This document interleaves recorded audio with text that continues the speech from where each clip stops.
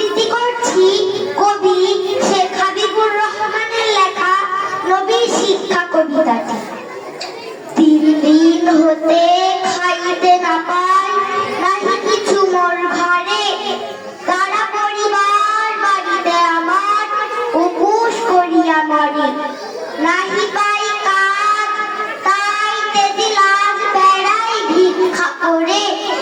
হে দয়াল নবী, দাও কিছু মোরে, নহিলে পরাণে মরি।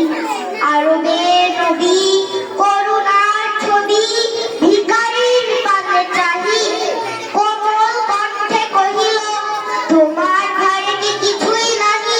বলিল সে, আছে শুধু মোর কাছে কম্বল একখানি।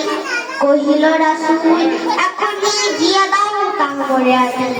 সম্বল তার কম্বল খানি বেচিয়া তাহার করে, অর্ধেক দাম দিলেন রাসূল খাদ্য কিনার তরে। বাকি টাকা দিয়া কিনিয়া কুঠার হাতল লাগাই নিজে, কহিলেন যাও কাঠ কেটে খাও, দেখো খোদা করে দিবে। সেদিন হইতে সাধনায় ঢালিল ভিখারির পান, বনের কষ্ট বাজারে বেচি দিন করে গুজরান। অভাব তাহার রহিল না, হইল যে সুখী ভবে।